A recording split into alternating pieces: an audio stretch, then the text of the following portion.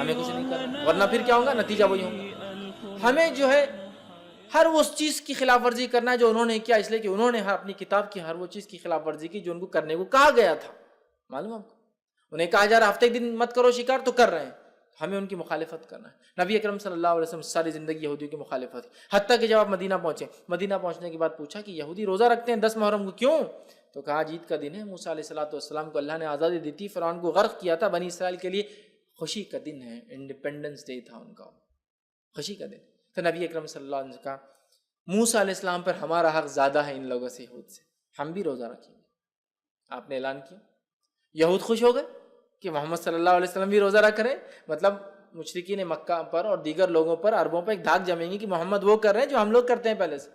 نبی اکرم صلی اللہ علیہ وسلم نے اعلان کیا اگر اگلے سال زندہ رہا تو میں ایک نہیں 2 روزے رکھوں گا۔ یہود نے کہا یہ آدمی کوئی ایک چیز تو جس میں ہماری مخالفت چھوڑے، کوئی ایک چیز تو، اب روزہ تھا اس میں بھی انہوں نے 2 رکھ دی۔ تو نبی اکرم صلی اللہ علیہ وسلم نے کوئی چیز میں ان کی جو ہے پیروی نہیں کی، ہر چیز میں مخالفت کی۔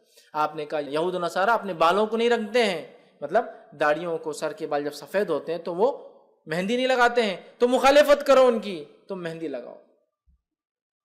مطلب دیکھنے دکھانے میں بھی ان کی شواہد اختیار نہیں کریں گے، وہاں بھی مخالفت کریں گے۔ سمجھ رہے آپ؟ اتنی مخالفت سکھائی۔ آپ صلی اللہ علیہ وسلم نے اس چیز کا اشارہ کر دیا کہ آنے والے زمانے میں قیامت سے پہلے تم لوگ ضرور اتباع کرو گے۔ ایسی اتباع کرو گے لوگوں کی، شبرم بشبرم و ذراعم بذراع، ہاتھ در ہاتھ، بالش در بالش پیروی کرو گے۔ تم ایک زمانہ آئے گا ہاتھ در ہاتھ، بالش در بالش پیروی کرو گے، مطلب ایک ایک چیز میں نقش قدم پر چلو گے۔ سوال ہوا کس کا؟ کہ اللہ کے رسول رومی، رومنس، مطلب یوروپینس؟ تو کہا اور کس کی؟ ایک روایت نے الفاظ بدل کے کہا کون؟ یہود و نصارہ؟ تو کہا اور کون؟ ان میں سے ایک جو ہے چھپلک کے سوراخ میں چلے جائیں گا، تم بھی چلے جاؤ گے، تو کچھ بھی بےخوفی حرکت کریں گے اور تم بھی کرو گے، چھپلک کے سوراخ میں جا رہا تم بھی چلے ان کے پیچھے، یہ حالت ہو جائے گی۔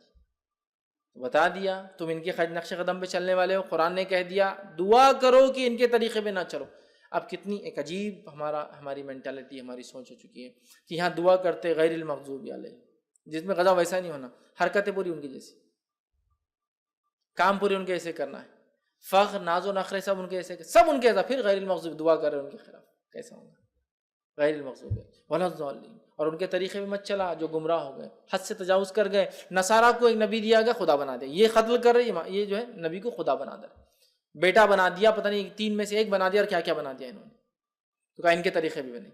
نبی اکرم صلی اللہ علیہ وسلم نے ایک بار صحابہ سے کہا تم مجھے عیسیٰ علیہ السلام کی طرح جو ہے مت چڑھا دینا، غلو مت کرنا میری ذات میں، میں اللہ کا بندہ اور اس کا نبی ہوں، بس یہ میری حیثیت ہے، میں اللہ کا بندہ اور نبی ہوں، عیسیٰ علیہ السلام کے جیسا مجھے اوپر مت چڑھا دینا، اتنا اوپر مت لے جانا، مطلب ایسا کچھ مت کرنا میرے ساتھ جو انہوں نے کیا، کہ اتنا عزت، اتنا احترام، اتنا غلو کیا کہ جو ہے حد سے آگے لے کے چلے گئے عیسیٰ علیہ السلام۔ تو ہم دعا کریں اللہ ان 2 کے طریقے میں چلانا، اور اللہ یہ دعا ہے تو ہم دعا کریں اہدنا الصراط، اللہ میں سیدھی راستے پہ چلا۔